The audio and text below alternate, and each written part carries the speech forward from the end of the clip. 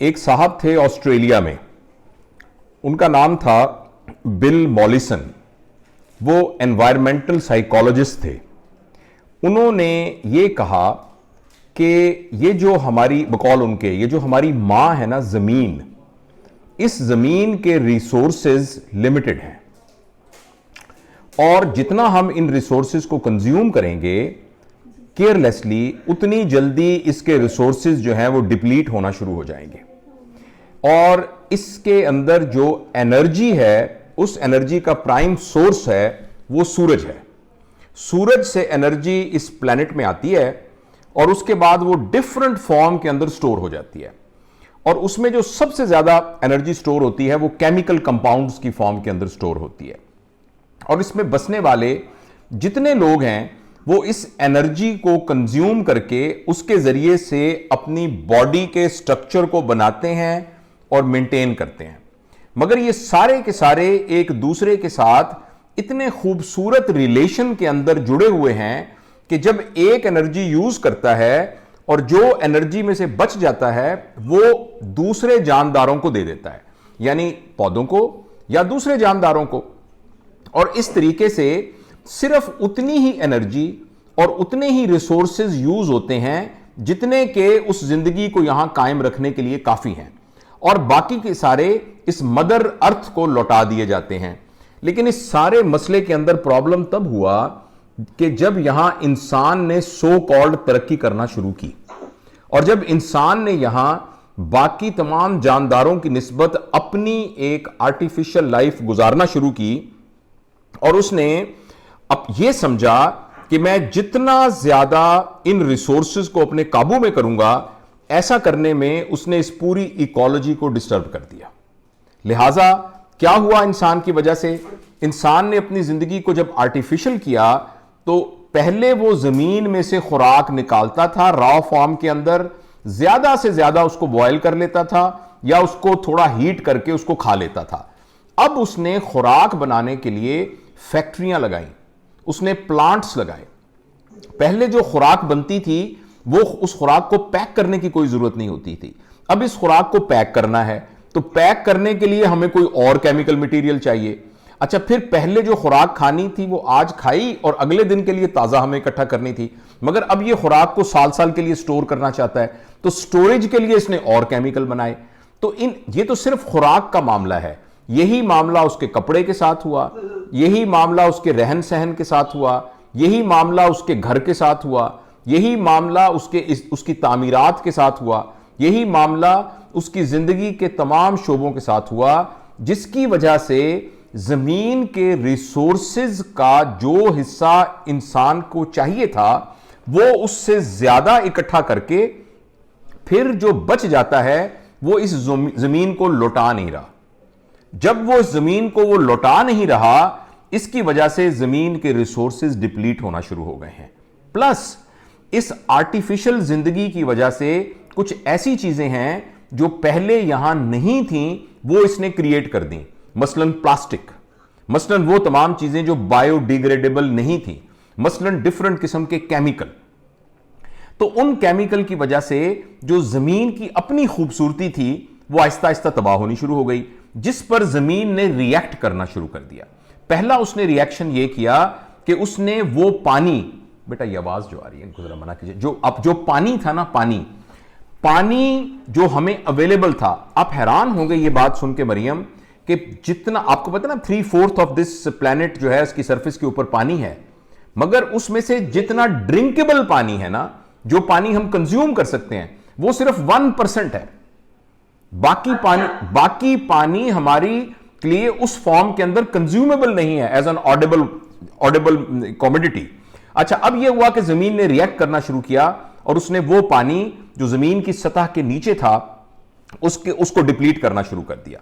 दूसरी बात यह है कि जब हम अपनी जिंदगी को ऑर्गेनिकली गुजार रहे थे और एक कुदरती तरीके से गुजार रहे थे, उसके गुजारने की वजह से ऑक्सीजन, कार्बन डाइऑक्साइड और नाइट्रोजन का जो साइकिल है वो बैलेंस था।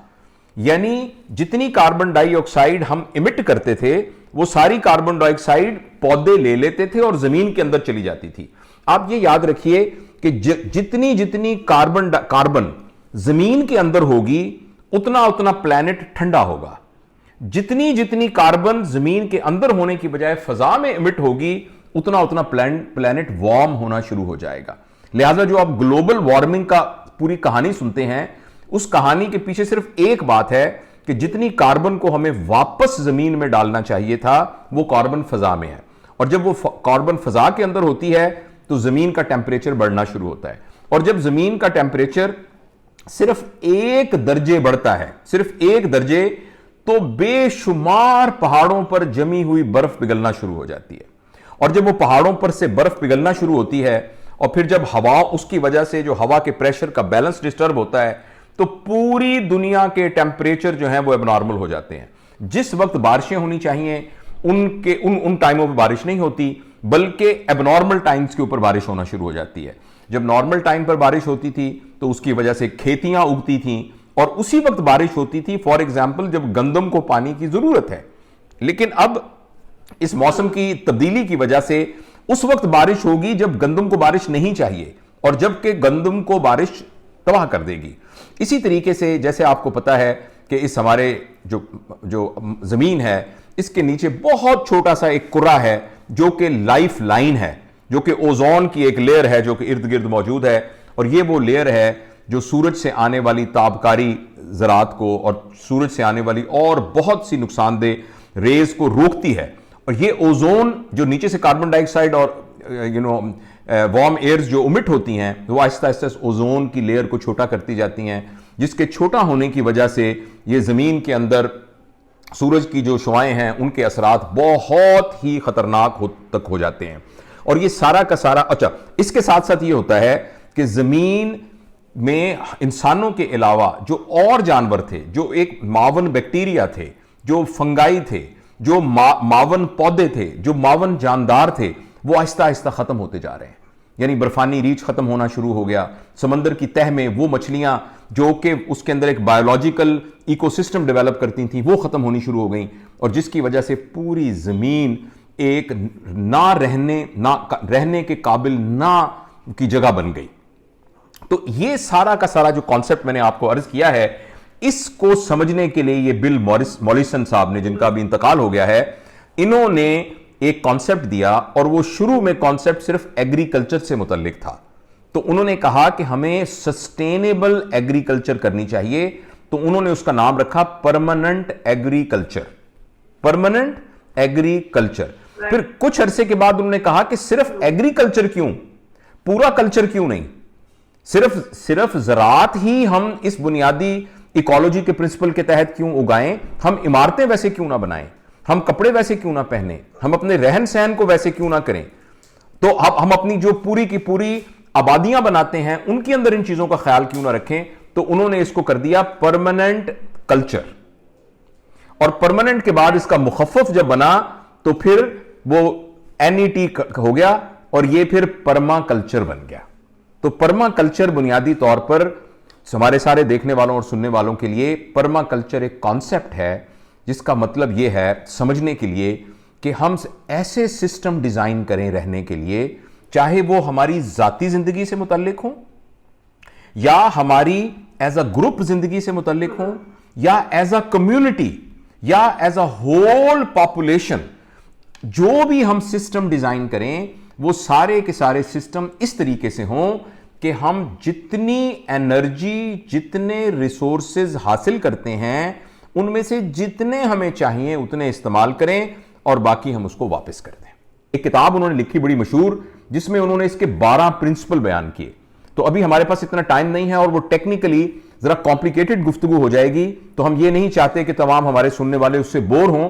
मगर मैं आपको जरूर रिक्वेस्ट करूंगा कि आप वो जो बिल मॉलिसन साहब के 12 प्रिंसिपल हैं, जिसमें उन्होंने बड़े तफसील से ये बताया, तो चाहे आपने अपनी छत के ऊपर एक छोटा सा यानी होम गार्डन बनाना हो, चाहे आपने एक पूरे मुल्क के डेजर्ट को प्लान करना हो कि उसके अंदर कैसे हम कल्टीवेशन करें, उन सब के लिए वो 12 प्रिंसिपल उन्होंने डिवाइस किए। और अगर मुझसे आप उन प्रिंसिपल का खुलासा पूछें तो उन्हीं की अल्फाज के अंदर 3 टर्मिनोलॉजी हैं। वो है कि अर्थ केयर और पर्सन केयर और इक्वल शेयर। यानी हम जो काम भी करें, और ये देखें बड़ी आसान, आप बाजार से सौदा लेने जाएं, चाहे आप अपना घर बनाएं, चाहे आप एक मोटरसाइकिल खरीदने जाएं, तो ये देखिए कि इससे आपको कितना फायदा हुआ, इससे अर्थ को कितना फायदा या नुकसान हुआ, और क्या हमने इनके रिसोर्सेज को अर्थ के दरमियान और अपने दरमियान बराबर में शेयर कर लिया कि नहीं कर लिया, बराबर में शेयर कर लिया कि नहीं कर लिया। और ये तीनों प्रिंसिपल अगर हम इसको अपनाएं तो इस तरह के लाइफस्टाइल को हम परमा कल्चर कहते हैं।